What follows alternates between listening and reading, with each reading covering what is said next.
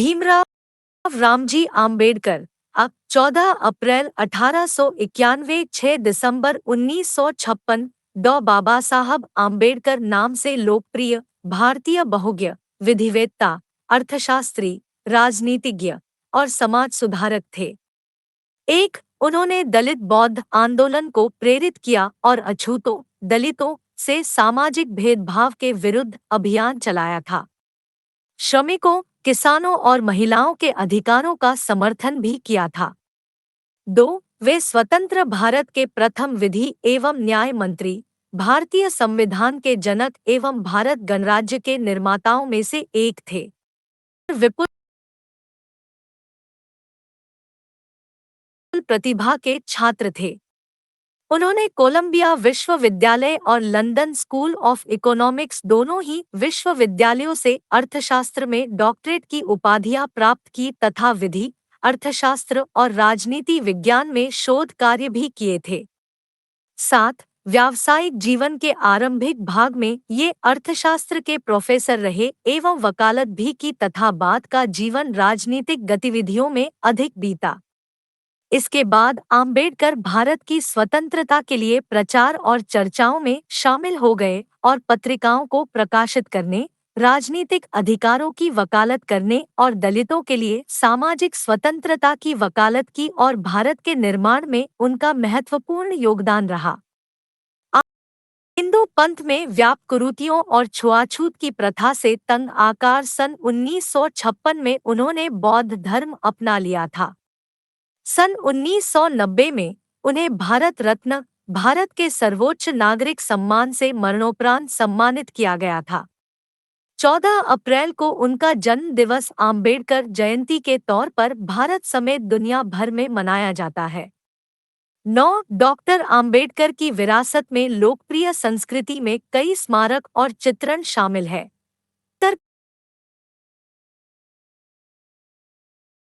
का जन्म 14 अप्रैल 1891 को ब्रिटिश भारत के मध्य भारत प्रांत, अब मध्य प्रदेश, में स्थित महू नगर सैन्य छावनी में हुआ था।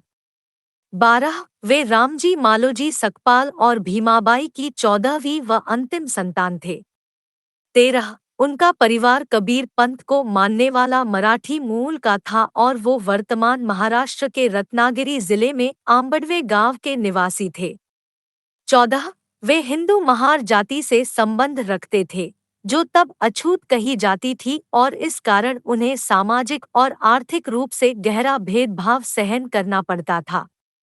15, भीमराव आम्बेडकर के पूर्वज लंबे समय से ब्रिटिश ईस्ट इंडिया कंपनी की सेना में कार्यरत रहे थे और उनके पिता रामजी सकपाल भारतीय सेना की महू छावनी में सेवारत थे तथा यहाँ काम करते हुए वे सूबेदार के पद तक पहुँचे थे।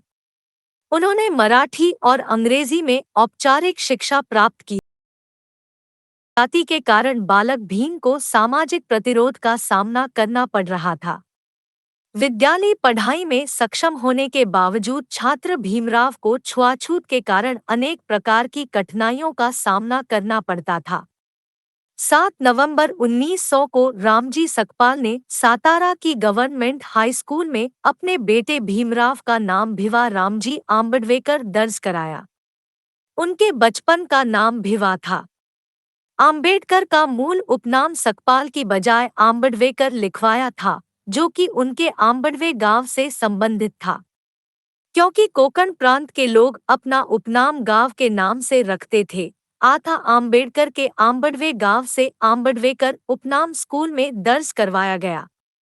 बाद में एक देवरुखे ब्राह्मण शिक्षक कृष्णा केशव आम्बेडकर, जो उनसे विशेष स्नेह रखते थे, ने उनके नाम से आम्बेडकर हटाकर अपना सरल आम्बेडकर उपनाम जोड़ दिया। 17, तब से आज तक वे आम्बेडकर नाम से जाने जाते हैं। आम्बेडकर आम्बेडकर बम्बई, अब मुंबई चले आए। अप्रैल 1906 में जब भीमराव लगभग 15 वर्ष आयु के थे, तो 9 साल की लड़की रमाबाई से उनकी शादी कराई गई थी। तब वे 5वीं अंग्रेजी कक्षा पढ़ रहे थे। 18, उन दिनों भारत में बाल विवाह का प्रचलन था। शिक्षा ने सातारा नगर में राजवाड़ा चौक पर स्थित शासकीय हाई स्कूल, अब प्रताप सिंह हाई स्कूल, में 7 नवंबर 1900 को अंग्रेजी की पहली कक्षा में प्रवेश लिया। इसी दिन से उनके शैक्षिक जीवन का आरंभ हुआ था, इसलिए 7 नवंबर को महाराष्ट्र में विद्यार्थी दिवस रूप में मनाया जाता है। उस समय उन्हें भिवा कहकर बुलाया जाता था। स्कूल में उस समय भिवा रामजी आम्बेडकर यह उनका नाम उपस्थिति पंजिका में क्रमांक 1914 पर अंकित था।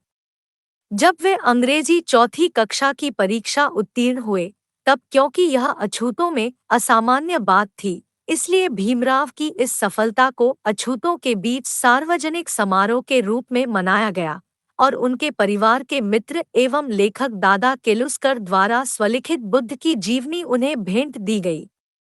इसे पढ़कर उन्होंने पहली बार गौतम बुद्ध व बौद्ध धर्म को जाना एवं उनकी शिक्षा से प्रभावित हुए।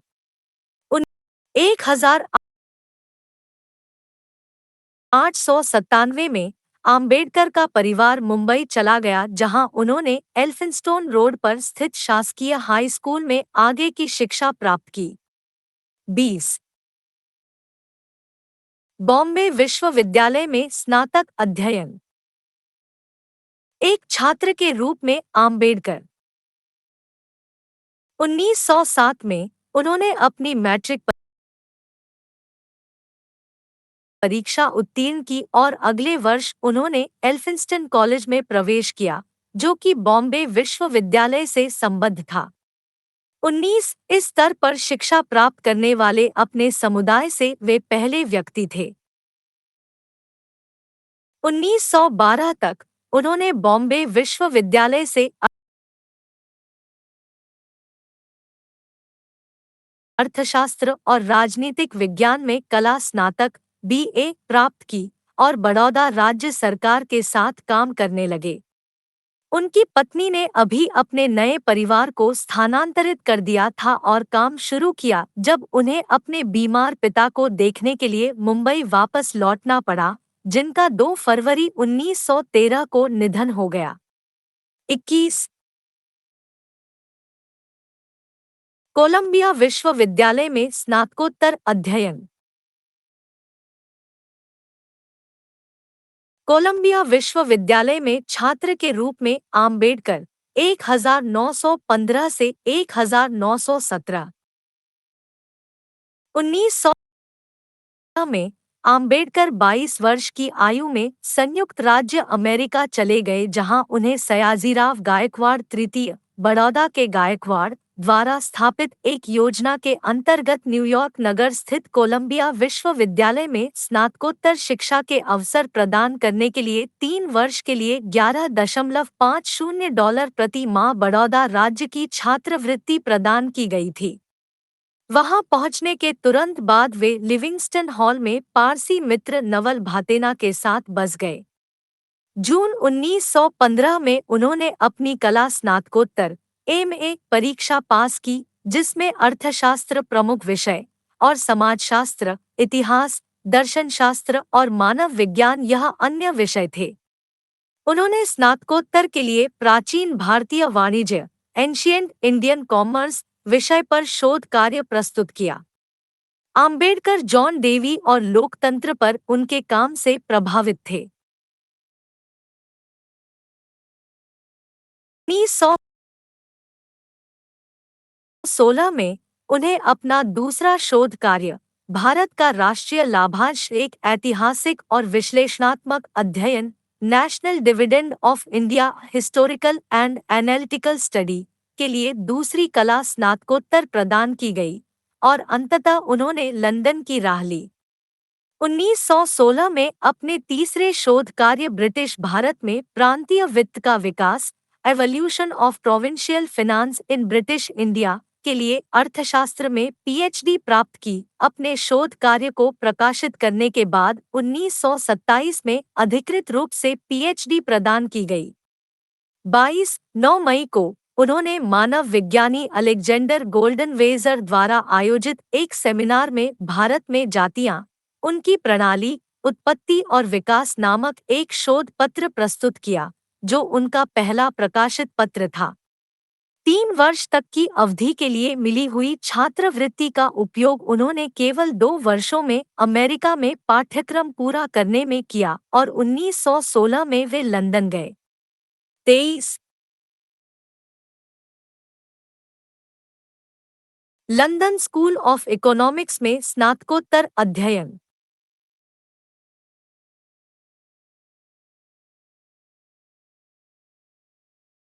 लंदन स्कूल ऑफ इकोनॉमिक्स के अपने प्रोफेसरों और दोस्तों के साथ आम्बेडकर केंद्र रेखा में दाएं से पहले 1916 से 17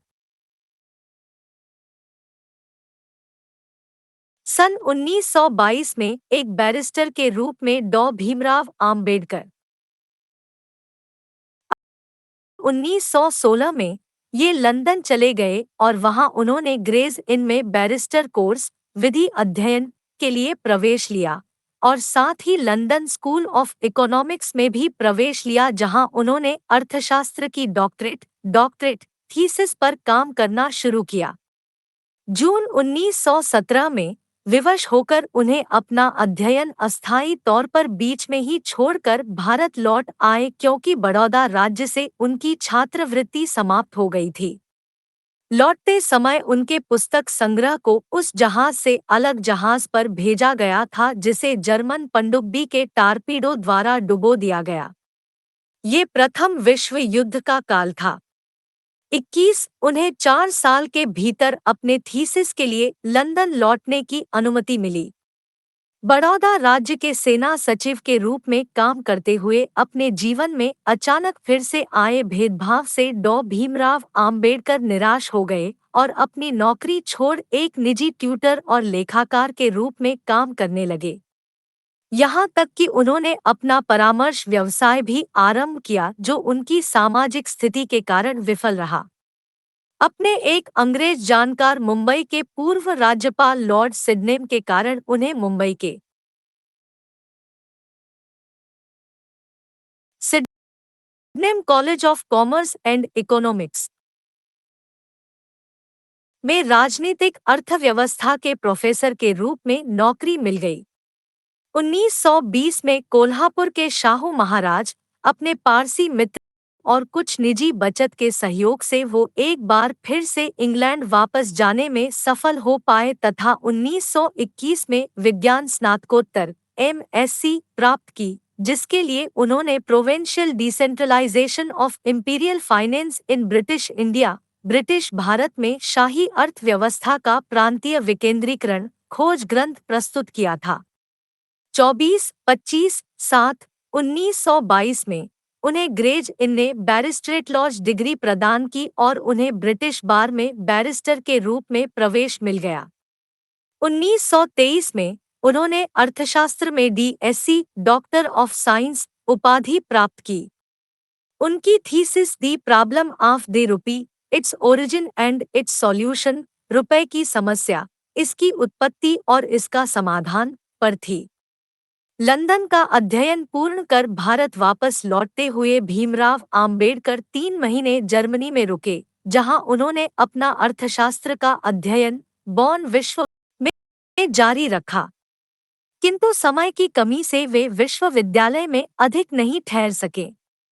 उनकी तीसरी और चौथी डॉक्टरेट्स LLD कोलंबिया विश्वविद्यालय 1952 और D.Litt उस्मानिया विश्वविद्यालय 1953 सम्मानित उपाधियां थी। 26 छुआछूत के विरुद्ध संघर्ष ने कहा था छुआछूत गुलामी से भी। 27 आम्बेडकर बड़ौदा के रियासत राज्य द्वारा शिक्षित थे आथा उनकी सेवा करने के लिए बाध्य थे। उन्हें महाराजा गायकवाड़ का सैन्य सचिव नियुक्त किया गया लेकिन जातिगत भेदभाव के कारण कुछ ही समय में उन्हें यह नौकरी छोड़नी पड़ी। उन्होंने इस घटना को अपनी आत्मकथा वेटिंग फॉर अ वीजा में वर्णित किया।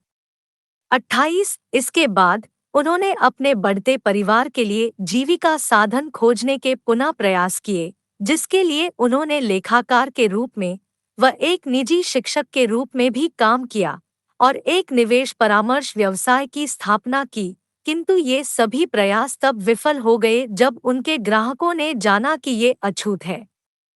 1918 में ये मुंबई में Sydenham college of commerce and economics में राजनीतिक अर्थशास्त्र के प्रोफेसर बने। हालांकि वे छात्रों के साथ सफल रहे, फिर भी अन्य प्रोफेसरों ने उनके साथ पानी पीने के बर्तन साझा करने पर विरोध किया। 30 भर अधिनियम 1919 तैयार कर रही साउथबरो समिति के समक्ष भारत के एक प्रमुख विद्वान के तौर पर आम्बेडकर को साक्ष्य देने के लिए आमंत्रित किया गया। इस सुनवाई के दौरान आम्बेडकर ने दलितों और अन्य धार्मिक समुदायों के लिए पृथक निर्वाचिका और आरक्षण देने की वकालत की। 31 1920 में बंबई से उन्होंने साप्ताहिक मूकनायक के प्रकाशन की शुरुआत की। यह प्रकाशन शीघ्र ही पाठकों में लोकप्रिय हो गया। तब आम्बेडकर ने इसका प्रयोग रूढ़िवादी हिंदू राजनेताओं व जातीय भेदभाव से लड़ने के प्रति भारतीय राजनैतिक समुदाय की अनिच्छा की आलोचना करने के लिए किया। उनके दलित वर्ग के एक सम्मेलन के दौरान दिए गए भाषण ने कोल्हापुर राज्य के स्थानीय शासक शाहू चतुर्थ को बहुत प्रभावित किया, जिनका आम्बेडकर के साथ भोजन करना रूढ़िवादी समाज में हलचल मचा गया। बॉम्बे उच्च न्यायालय में विधि का अभ्यास करते हुए उन्होंने अछूतों की शिक्षा को बढ़ावा देने और उन्हें ऊपर उठाने के प्रयास किए। उनका पहला संगठित प्रयास केंद्रीय संस्थान बहिष्कृत हितकारिणी सभा की स्थापना था, जिसका उद्देश्य शिक्षा और सामाजिक आर्थिक सुधार को बढ़ावा देने के साथ ही अवसादग्रस्त वर्गों के रूप में संदर्भित बहिष्कार के कल्याण करना था। 33 दलित अधिकारों की रक्षा के लिए उन्होंने मूकनायक, बहिष्कृत भारत, समता, प्रबुद्ध भारत और जनता जैसी 5 पत्रिकाएं निकाली।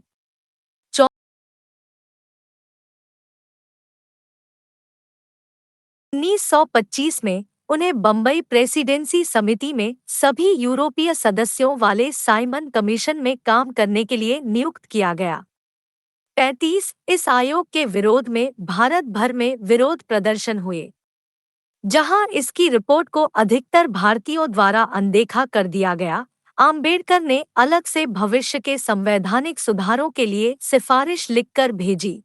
आंग्ल मराठा युद्ध के अंतर्गत 1 जनवरी 1818 को हुई कोरेगांव की लड़ाई के दौरान मारे गए भारतीय महार सैनिकों के सम्मान में आम्बेडकर ने 1 जनवरी 1927 को कोरेगांव विजय स्मारक जय स्तंभ में एक समारोह आयोजित किया। यहाँ महार समुदाय से संबंधित सैनिकों के नाम संगमरमर के एक शिलालेख पर खुदवाए गए तथा कोरेगांव को दलित स्वाभिमान का प्रतीक बनाया। 37 27 तक डॉ. आम्बेडकर ने छुआछूत के विरुद्ध एक व्यापक एवं सक्रिय आंदोलन आरंभ करने का निर्णय किया।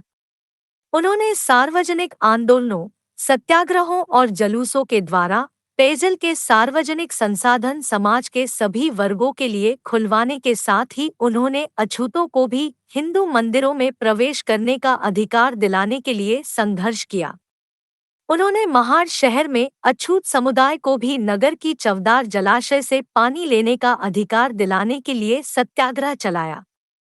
38 1927 के अंत में सम्मेलन में आम्बेडकर ने जाति भेदभाव और छुआछूत को वैचारिक रूप से न्यायसंगत बनाने के लिए प्राचीन हिंदू पाठ मनुस्मृति, जिसके कई पद खुलकर जातीय भेदभाव व जातिवाद का समर्थन करते हैं, 39 की सार्वजनिक रूप से निंदा की और उन्होंने औपचारिक रूप से प्राचीन पाठ की प्रतियां जलाईं। 25 दिसंबर 1927 को उन्होंने हजारों अनुयायियों के नेतृत्व में मनुस्मृति की प्रतियों को जलाया। 41 स्मृति में प्रतिवर्ष 25 दिसंबर को मनुस्मृति दहन दिवस के रूप में आम्बेडकरवादियों और हिंदू दलितों द्वारा मनाया जाता है। 44 1930 में आम्बेडकर ने 3 महीने की तैयारी के बाद कालाराम मंदिर सत्याग्रह आरंभ किया। कालाराम मंदिर आंदोलन में लगभग 15,000 स्वयंसेवक इकट्ठे हुए, जिससे नासिक की सबसे बड़ी प्रक्रियाएं हुई। जुलूस का नेतृत्व एक सैन्य बैंड ने किया था। स्काउट्स का एक बैच, महिलाएं और पुरुष पहली बार भगवान को देखने के लिए अनुशासन, आदेश और दृढ़ संकल्प में चले गए थे। जब वे द्वार तक पहुंचे, तो द्वार ब्राह्मण अधिकारियों द्वारा बंद कर दिए गए। डॉक्टर राव आम्बेडकर आज तक की सबसे बड़ी अछूत राजनीतिक हस्ती बन चुके थे। उन्होंने मुख्यधारा के महत्वपूर्ण राजनीतिक दलों की जाति व्यवस्था के उन्मूलन के प्रति उनकी कथित उदासीनता की कटु आलोचना की। आम्बेडकर ने भारतीय राष्ट्रीय कांग्रेस और उसके नेता महात्मा गांधी की भी आलोचना की। उन्होंने उन पर अछूत समुदाय को एक करुणा की वस्तु के रूप में प्रस्तुत करने का आरोप लगाया। आम्बेडकर ब्रिटिश शासन की विफलताओं से भी असंतुष्ट थे। उन्होंने अछूत समुदाय के लिए एक ऐसी अलग राजनीतिक पहचान की वकालत की जिसमें कांग्रेस और ब्रिटिश दोनों की ही कोई दखल ना हो। लंदन में 8 अगस्त 1930 को एक शोषित वर्ग के सम्मेलन यानी प्रथम गोलमेज सम्मेलन के दौरान आम्बेडकर ने अपनी राजनीतिक दृष्टि को दुनिया के सामने रखा, जिसके अनुसार शोषित वर्ग की सुरक्षा उसके सरकार और कांग्रेस दोनों से स्वतंत्र होने में है। 13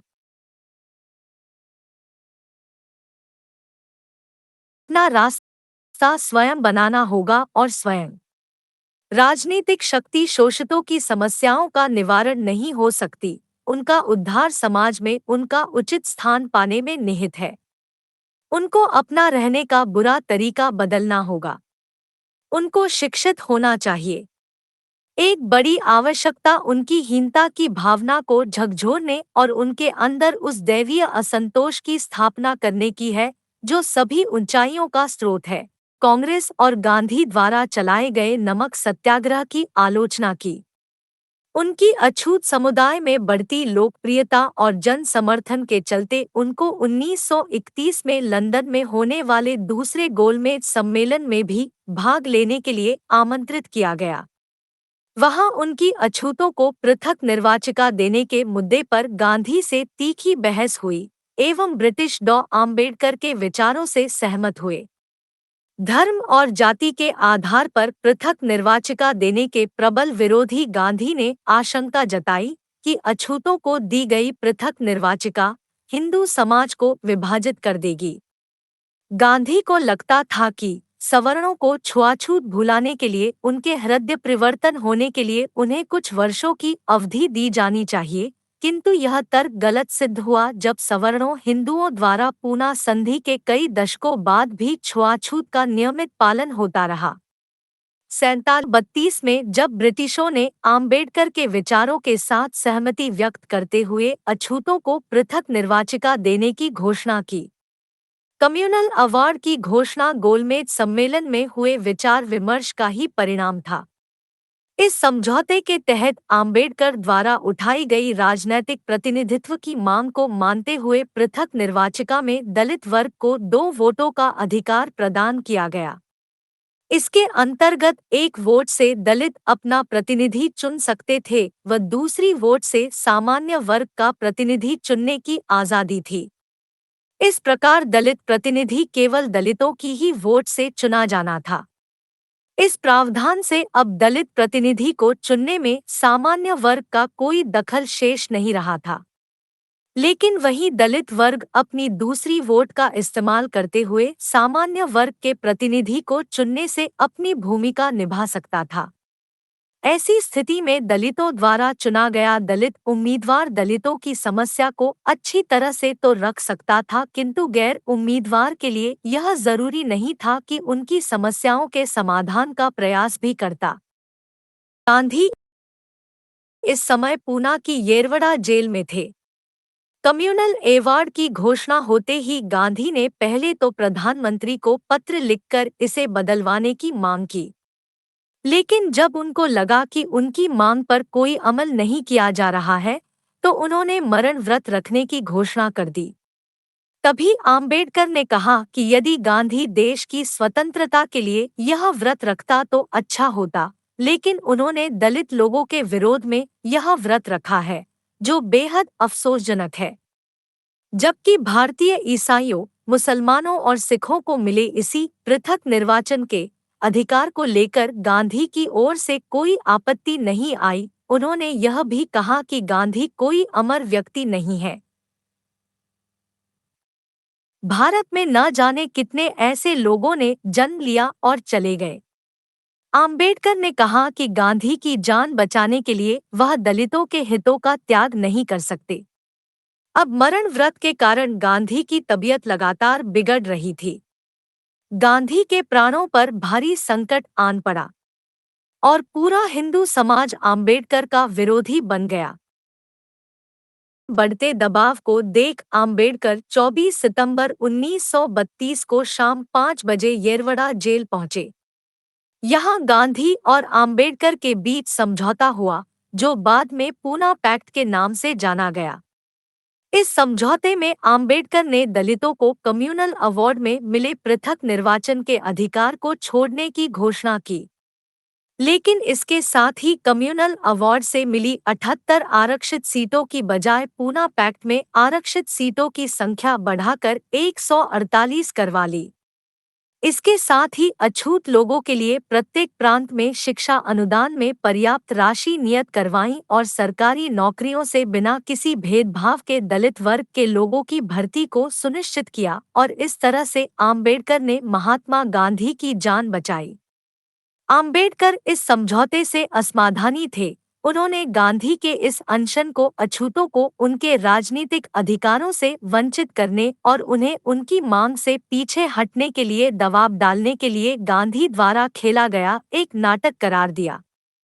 1942 में आम्बेडकर ने इस समझौते का धिक्कार किया। स्टेट ऑफ माइनॉरिटी इस ग्रंथ में भी पूना पैक्ट संबंधी नाराजगी व्यक्त की है।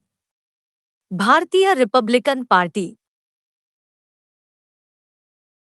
द्वारा भी इससे पहले कई बार धिक्कार सभाएं हुई है। करते हुए आम्बेडकर का राजनीतिक कैरियर 1926 में शुरू हुआ और 1956 तक वो राजनीतिक क्षेत्र में विभिन्न पदों पर रहे। दिसंबर 1926 में बॉम्बे के गवर्नर ने उन्हें बॉम्बे विधान परिषद के सदस्य के रूप में नामित किया। उन्होंने अपने कर्तव्यों को गंभीरता से लिया और अक्सर आर्थिक मामलों पर भाषण दिए। वे 1936 तक बॉम्बे लेजिस्लेटिव काउंसिल के सदस्य थे। 13 अक्टूबर 1935 को आम्बेडकर को सरकारी लॉ कॉलेज का प्रधानाचार्य नियुक्त किया गया और इस पद पर उन्होंने 2 वर्षों तक कार्य किया। उन्होंने दिल्ली विश्वविद्यालय के रामजस कॉलेज के संस्थापक श्री राय केदारनाथ की मृत्यु के बाद इस कॉलेज के गवर्निंग बॉडी के अध्यक्ष के रूप में भी कार्य किया। 55 आम्बेडकर बम्बई, अब मुंबई में बस गए। उन्होंने यहाँ एक 3 मंजिला बड़े घर राजगृह का निर्माण कराया, जिसमें उनके निजी पुस्तकालय में 50,000 से अधिक पुस्तकें थीं। तब यह दुनिया का सबसे बड़ा निजी पुस्तकालय था। 56 इसी वर्ष 27 मई 1935 को उनकी पत्नी रमाबाई की एक लंबी बीमारी के बाद मृत्यु हो गई। रमाबाई अपनी मृत्यु से पहले तीर्थयात्रा के लिए पंढरपुर जाना चाहती थी, पर आम्बेडकर ने उन्हें इसकी इजाजत नहीं दी। आम्बेडकर ने कहा कि उस हिंदू तीर्थ में जहां उनको अछूत माना जाता है, जाने का कोई औचित्य नहीं है। इसके बजाय उन्होंने उनके लिए एक नया पंढरपुर बनाने की बात कही कि मुसलमानों के लिए एक अलग देश पाकिस्तान की मांग की आलोचना की। साथ ही यह तर्क भी दिया कि हिंदुओं को मुसलमानों के पाकिस्तान का स्वीकार करना चाहिए। उन्होंने प्रस्तावित किया कि मुस्लिम और गैर मुस्लिम बहुमत वाले हिस्सों को अलग करने के लिए पंजाब और बंगाल की प्रांतीय सीमाओं को फिर से तैयार किया जाना चाहिए। उन्होंने सोचा कि मुसलमानों को प्रांतीय सीमाओं को फिर से निकालने के लिए कोई आपत्ति नहीं हो सकती है। अगर उन्होंने किया तो वे काफी अपनी मांग की प्रकृति को समझ नहीं पाए। विद्वान वेंकट धलीपाल ने कहा कि थॉट्स ऑन पाकिस्तान ने एक दशक तक भारतीय राजनीति को रोका। इसने मुस्लिम लीग और भारतीय राष्ट्रीय कांग्रेस के बीच संवाद के पाठ्यक्रम को निर्धारित किया, जो भारत के विभाजन के लिए रास्ता तय कर रहा था।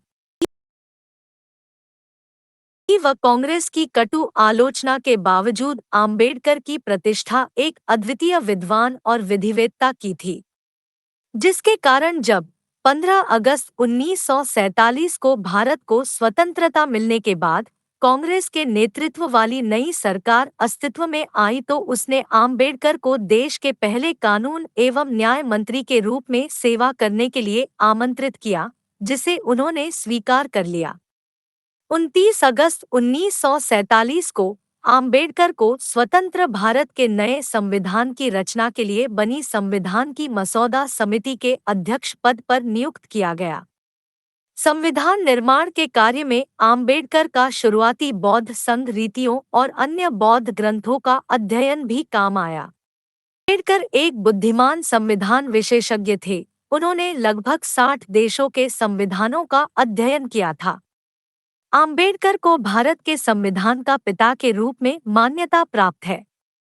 83-84 संविधान सभा में मसौदा समिति के सदस्य टी कृष्णामाचारी ने कहा, मैं सदन में उन लोगों में से एक हूं जिन्होंने डॉ. आम्बेडकर की बात को बहुत ध्यान से सुना है। मैं इस संविधान की ड्राफ्टिंग के काम में जुटे काम और उत्साह के बारे में जानता हूं। उसी समय मुझे यह महसूस होता है कि इस समय हमारे लिए जितना महत्वपूर्ण संविधान तैयार करने के उद्देश्य से ध्यान देना आवश्यक था, वह ड्राफ्टिंग कमेटी द्वारा नहीं दिया गया। सदन को शायद 7 सदस्यों की जानकारी है। आपके द्वारा नामित एक ने सदन से इस्तीफा दे दिया था और उसे बदल दिया गया था। एक की मृत्यु हो गई थी और उसकी जगह कोई नहीं लिया गया था। एक अमेरिका में था और उसका स्थान नहीं भरा गया और एक अन्य व्यक्ति राज्य के मामलों में व्यस्त था और उस सीमा तक एक शून्य था। 1900